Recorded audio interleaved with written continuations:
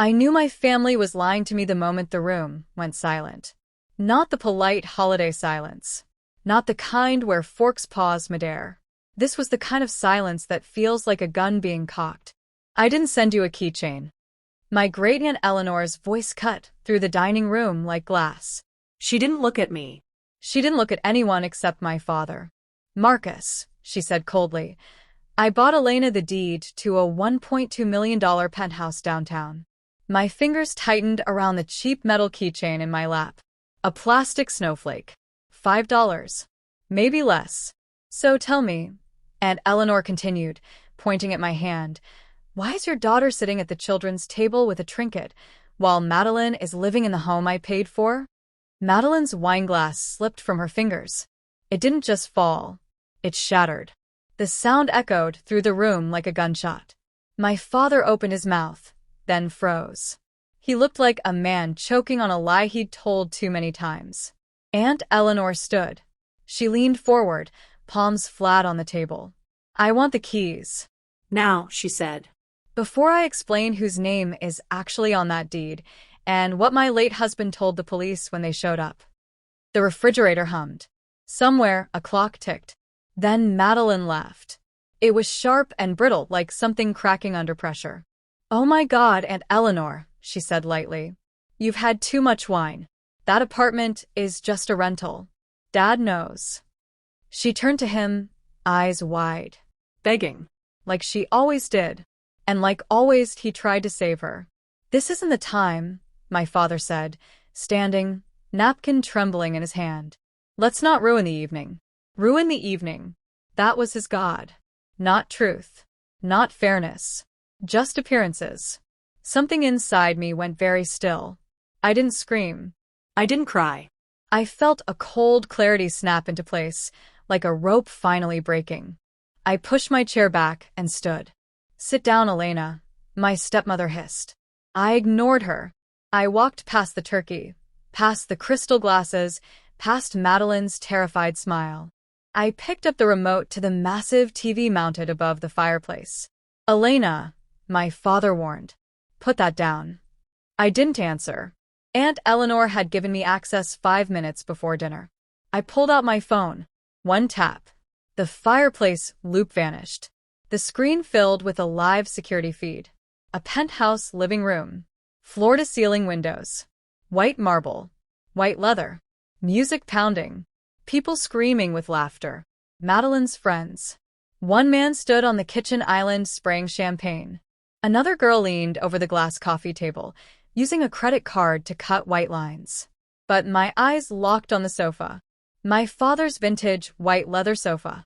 A girl in a red dress spilled wine across it, laughing as the stains spread like blood. Oops, she shrieked. Madeline's dad is gonna kill us. Whatever, someone yelled. He pays for everything anyway. In the dining room, no one breathed. Madeline's face drained of color as her secret life played in perfect high definition. Turn it off, she screamed, scrambling up. That's private. Private. I asked calmly. No, Madeline. It's evidence. My father stared at the screen, mouth open.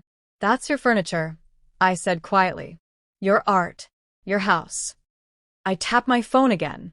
And for the record, I added, showing the screen, I just called the police.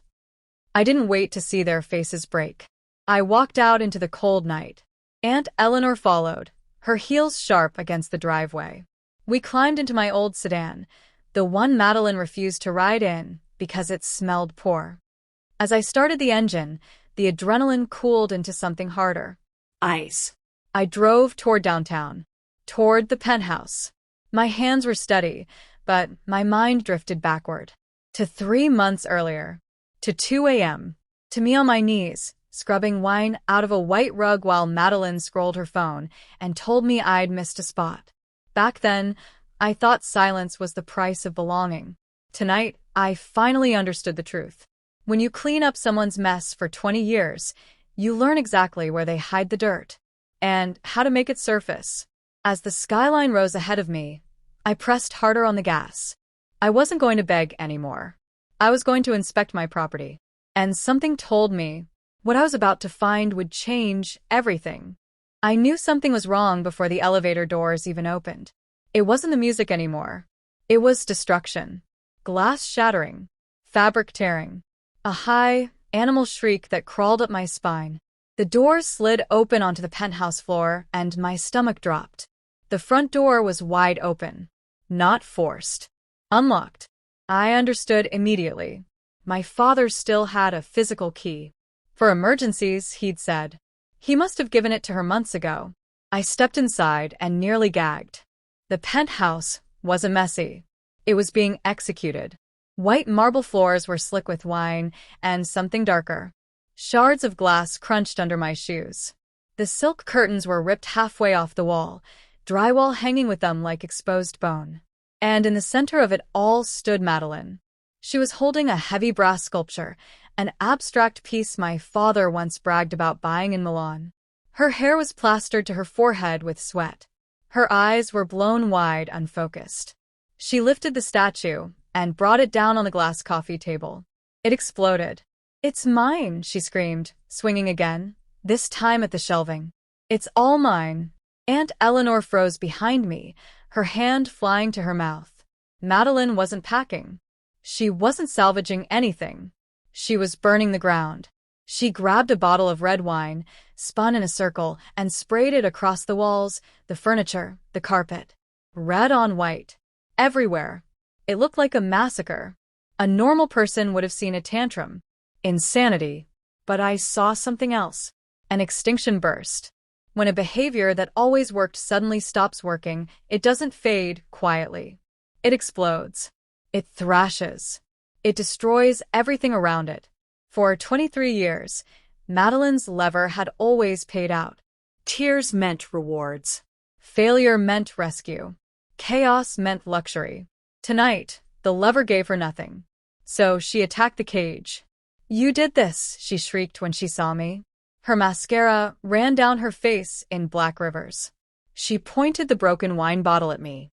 "You jealous, ugly. You ruined my life." "This is my house," I said. She kicked a hole in the drywall. "If I can't live here, nobody will. I'll make it rot." She swept her arm across the kitchen island. Crystal vases shattered like gunfire. The damage was catastrophic. Tens of thousands. Maybe more. My inheritance erased in real time.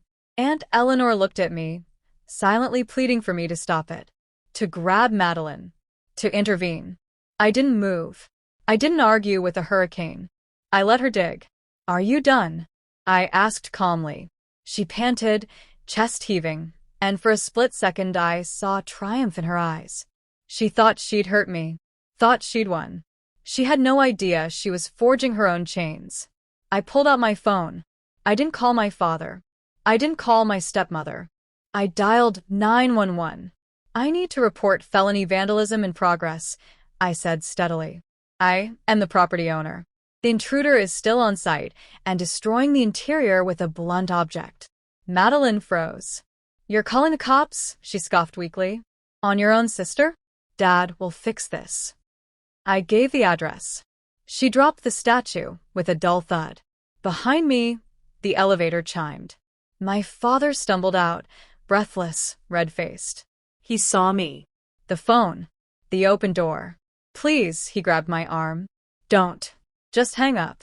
"Look at her," I said, pulling free. He did. And for the first time, he saw what he'd created. Sirens wailed in the distance. Madeline screamed that I'd destroyed her life.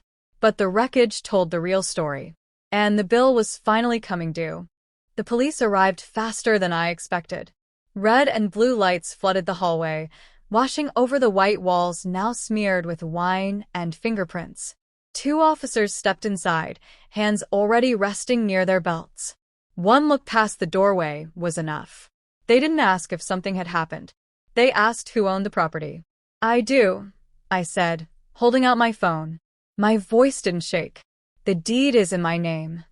Madeline laughed, too loudly, too fast. "She's lying," she said, pointing at me. "She's jealous. This is my place. Dad, tell them." My father stood frozen between us.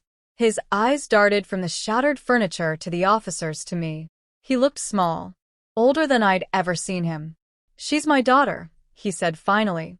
"This is a family misunderstanding." One of the officers glanced at the ruin. "Sir," he said evenly, "this doesn't look like a misunderstanding." Aunt Eleanor stepped forward then. She didn't raise her voice. She didn't need to. "This property was purchased by me," she said, producing a thick folder from her bag. "Here is the deed. Here is the transfer. Here is the guarantor agreement your son signed." She handed the papers over. The officer scanned them, eyebrows lifting. "Marcus," she continued calmly, "you agreed, in writing, to be financially responsible for any damage caused by unauthorized occupants."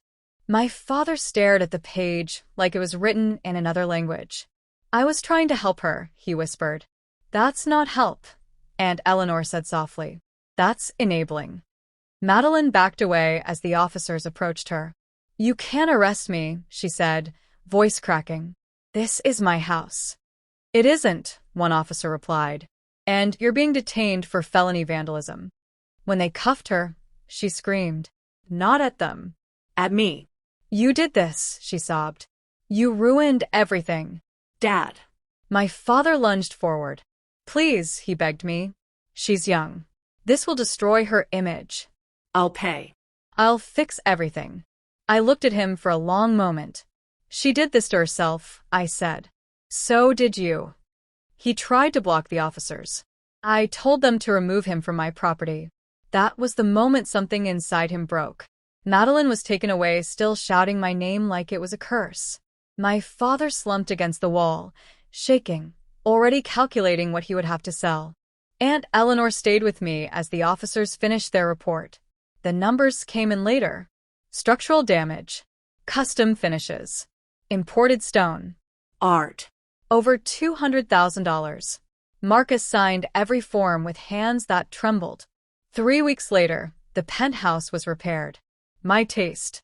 My choices. My name on the deed. I deleted every access code I hadn't set myself. On the first quiet evening back, I poured a glass of wine and stepped onto the balcony alone. The city stretched beneath me, alive and indifferent. My phone buzzed. A text from my father about Madeline's court date. I blocked the number. For 32 years, I cleaned up their messes. That night, I finally stopped. But what I didn't know yet, what no one warned me about, was how empty silence can feel when it finally belongs to you. And how expensive freedom can be, even when it's worth every cent. The silence didn't come all at once. At first, it arrived in pieces. No group chats lighting up my phone. No late-night calls asking me to just handle it. No guilt disguised as concern. I woke up one morning and realized no one needed me to fix anything. That was the part no one prepares you for. Freedom is loud when you're fighting for it. But once you win, it's quiet. Almost frightening. The first court hearing was a week later. I didn't go. Aunt Eleanor did. She sat in the front row, spine straight, hands folded, while Madeline cried and performed and tried to turn the courtroom into another stage. But there was no audience to charm. No father to interrupt. No sister to clean up afterward. The judge didn't care about her brand. The prosecutor didn't care about her followers. Evidence is very boring that way. My father called from a new number, then another, then a burner. I didn't answer any of them. When the bill came due, it crushed him. He sold the boat first, then the vacation house, then the stock portfolio he once told me was untouchable. I heard, through people who still talked, that he dipped into his retirement, that my stepmother stopped hosting dinners, that the illusion finally cracked. He paid every cent, not because he suddenly found integrity, but because the law demanded it. I ran into him once, months later, at a grocery store across town. He looked older, smaller, like a man who had lost the audience that made him feel important. He tried to smile. "Elena," he said softly, "I hope you're happy." I looked at him for a long second. "I'm honest," I said, and walked away. That night, I stood in my penthouse kitchen, the real one this time. No stains, no noise, no chaos. Just clean lines and city light pouring through glass. I cooked for myself. Burned the first attempt. Laughed out loud when no one was there to hear it. I thought about the girl I used to be. On her knees. Scrubbing. Apologizing for existing. She believed love was something you earned by disappearing. She was wrong. Love doesn't ask you to erase yourself. Family doesn't make you small to feel big. I didn't destroy my family. I stopped sacrificing myself to keep their fantasy alive. Some people call that betrayal. I call it survival. When I locked the door that night, the sound echoed softly through the apartment. Not like a prison. Like a beginning.